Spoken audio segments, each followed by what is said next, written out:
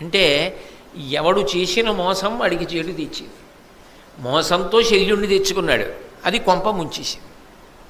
కాబట్టి పరమ సంతోషంతో దుర్యోధనుడు తక్కువ తినాడా, త్రిపురాసుర సంహార ఘట్టం అంతా చెప్పి ఆ రోజున పరమశివుడు త్రిపురాసుర సంహార ఘట్టంలో త్రిపురుల్ని పడగొట్టాడు అంటే, ఆ త్రిపురాసురుల్ని నిర్జించాడు అంటే కేవలము చతుర్ముఖ బ్రహ్మగారు సారథిగా లభించడం వల్ల కదా. ఇవాళ నీ వంటి సారథి లభించిన తరువాత కర్ణుడు మాత్రం ఎందుకు గెలవడు? తప్పకుండా గెలుస్తాడు. కాబట్టి ఆయనకి సారథ్యం చెయ్యమని అడిగాడు. ఆయనకి సారథ్యం ప్రారంభం చేశాడు, సారథిగా కూర్చున్నాడు. యుద్ధభూమిలోకి రథం బయలుదేరింది. కర్ణుడు అన్నాడు, నా రోషప్రతాపములు ఎటువంటివో చూశావు కదా. నారాచాది మహోగ్రబాణ పటలీ నానా విధోల్లాసముల్ సైరింపన్ ధృతిలేక పాండుతనయుల్ సంభ్రాంతి నొందంగా విస్మేరం వైఖచర వ్రజంబు వడగన్ మెచ్చంగ నీచూట్కి దుర్వారోదగ్రత నేడు చూపెద భుజావష్టంభ సంరంభినై. దేవతలందరూ కూడా ఆశ్చర్యపోతుండగా నా యుద్ధం యొక్క గొప్పతనం ఏమిటో చూసి నువ్వు ఆశ్చర్యపోయి వెనక్కి తిరిగి కనుబొమలెత్తి నన్ను అభినందిస్తుంటే పాండవులందరూ కాకావికలైపోయేటట్టుగా ఇవాళ నా పరాక్రమం ఏమిటో చూపిస్తాను. శల్య, రథం నడుపు, యుద్ధభూమిలోకి పోని. అర్జునుడు ఎక్కడైనా దొరికితే రథం చూపించు, చూపించిన వాడికి బహుమానాలు కూడా ఇస్తానన్నాడు. అలా డబ్బులు ఎందుకులే పాడు చేస్తావు, దాచుకో అన్నాడు శల్యుడు.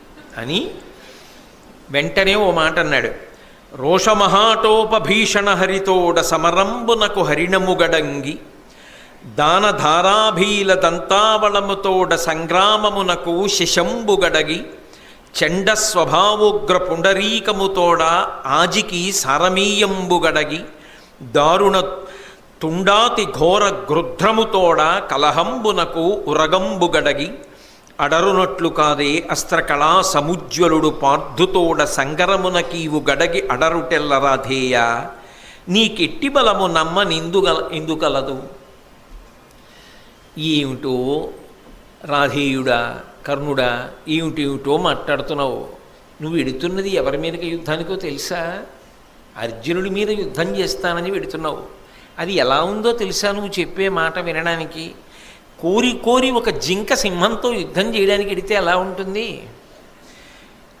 ఒక ఏనుగు జోలికి ఒక కుందేలు వెడితే ఎలా ఉంటుంది?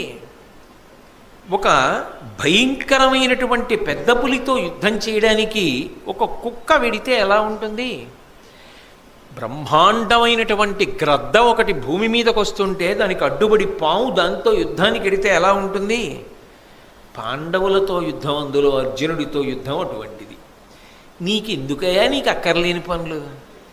నువ్వేమో అదిగో రెండో పక్షంలో చెప్పిన జింక అటువంటి వాడివి, వాళ్ళేమో పెద్ద పులులు, సింహాలు, గరుడ పక్షులు అటువంటి వాళ్ళు.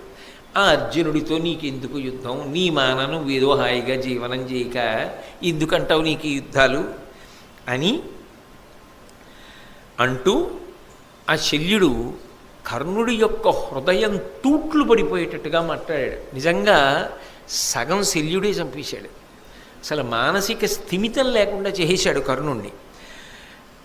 అనవిని మద్రరాజు అతనికిట్లను సత్యపరాక్రముల్ శౌర్యఘనులు భుజవీర్యమహితులు భూరి తేజోధనులు అఖిలాస్త్రవిత్తములు ఆర్యులు అమరపతికైన రణమున భయము పుట్టింపంగనోపుదురు అప్పాండు భూపతనయులు ఏలవారలనింత దొలవో పలికెదా ఇప్పుడు పల్కరాదెట్లు నీకు గండివజ్యా నినాదమ్ము గ్రమ్మి కర్ణ విదళనము చేసినను భీము కథ మిరుంగులొలసి చూట్కులు మిరిముట్లు గులిపినను భయంబు పెళ్ళున అప్పుడు వాయడగుగాక.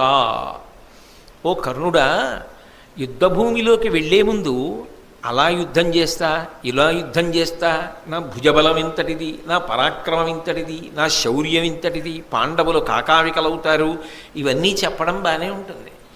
నిజంగా యుద్ధభూమిలోకి వెళ్ళిన తరువాత అర్జునుడు కనపడి గాంధీవాన్ని చేత్తో పట్టుకుని ధనుష్టంకారం చేసినా నీ చెవులు బద్దలైపోతాయి. భీముడు కనపడి గదని గిరగిరా తిప్పితే నీ కళ్ళు బైర్లు కమ్ముతాయి. అప్పుడు నీకు నోట మాట రాదు, అలా స్తంభించిపోతావు. యుద్ధం ఏమిటి? అసలు యుద్ధం చెయ్యడానికి నీలో కదలిక ఉంటేగా. వాళ్ళని చూస్తే చాలు, ఒకడు ధనుష్ఠారం చేస్తే చాలు, ఒకడు గద తిప్పితే చాలు, ఇక నీకు తోడు యుద్ధం కూడానా? ఏం చేద్దామని బయలుదేరావు? అలాంటి వాళ్ళతో యుద్ధం ఏంటి? అసలు అర్జునుడితో యుద్ధం అంటే ఏమిటి? అర్జునుడు ఎవరో నీకేమన్నా తెలుసా?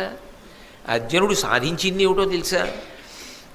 రాత్రిమైదాకి క్రూరతబోర మగటిమివాసిన అంగారు పర్ను కంటే ఘోషయాత్రావిధి గురురాజు చెరపట్టి మానమీదిన చిత్ర సేను కంటే ఖండవోద్యానంబుగాన కావా నేరక సిగ్గుబడి చన్న నిర్జర ప్రభుని కంటే క్రీడాకిరాతుడై క్రోడంబునకు గాగా బెనకి చిక్కిన త్రిలోచనుని కంటే ఎక్కుడైన వీరుడే అర్జునునితోడ బొడుతూ నొడుతూ అనిన బోలుకాక వినుము సుతతనయ మన బోటులాతని చెరుతుమనుట నోరిచేటుగాదే.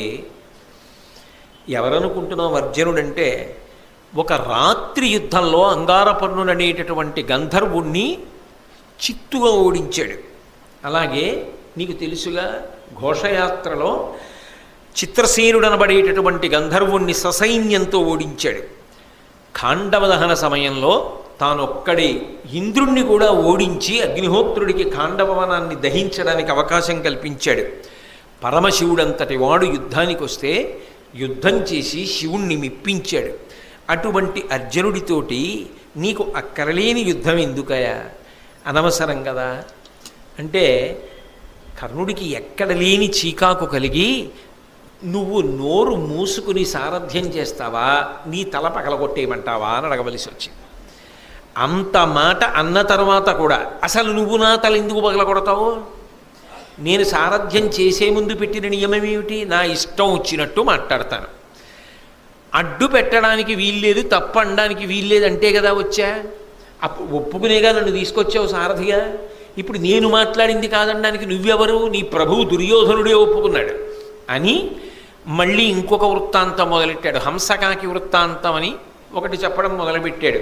ఏదో పూర్వం ఎక్కడో ఒక ఆయన పిల్లలు ఉండేవారు. వాళ్ళు భోజనం అయిపోయిన తర్వాత అన్నపు మెతుకులు తెచ్చి ఓ కాకికి వేసేవారు.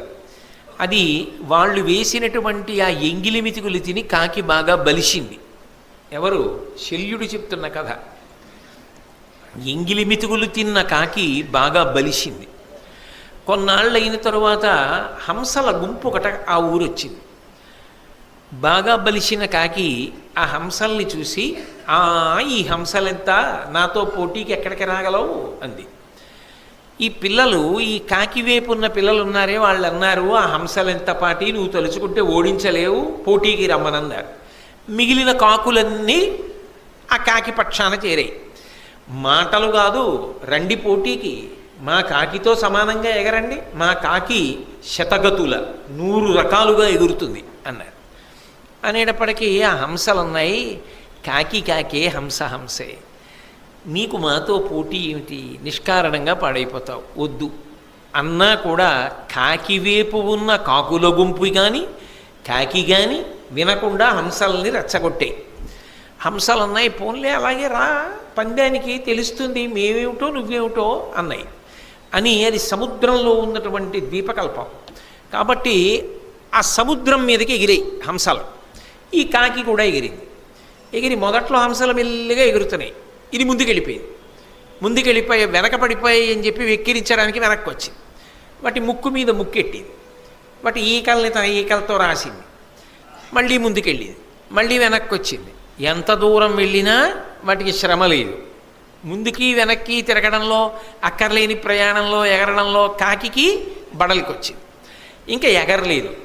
కింద చూస్తే చెట్టు లేదు, ఆకు లేదు, కొమ్మ లేదు, పొద లేదు. కింద పడితే సముద్రం, ఏ మొసలు తింటుందో తెలియదు, ఏ పాము మింగేస్తుందో తెలియదు. పైకి ఎగురుదామంటే ఓపిక లేదు. హంసలతో మొరపెట్టుకుంది, బుద్ధి గడ్డి తిని మీతో పోటీకి వచ్చాను, మీరు హంసలు. హంసలెక్కడా, కాకి ఎక్కడా? కాకిని కాకిగా బ్రతకాలి తప్ప హంసలతో పోటీ ఏమిటి? కింద పడితే సముద్రంలో పడిపోతాను, నన్ను కాపాడమంది. అప్పుడు హంసలు జాగ్రత్తగా కాకిని తీసుకొచ్చి నీళ్ళల్లో పడకుండా ఒడ్డుని దింపేసి, ఇంకెప్పుడు నీ శక్తికి మించిన పనులు తలకెత్తుకోకి ఇలాగే ఉంటుందని చెప్పి వెళ్ళిపోయాయి. కర్ణ, కథ విన్నావా? ఈ కథలో కాకి నువ్వే, హంసలు పాండవులు. కాబట్టి నీకెందుకయా అక్కర్లేని యుద్ధం అని ఇవన్నీ మాట్లాడుతుంటే నిజంగా అసలు పాపం కర్ణుడికి ఏమి యుద్ధం చేస్తాడండి? అడుగడుగున ఆపకుండా మాట్లాడుతూనే ఉన్నాడు.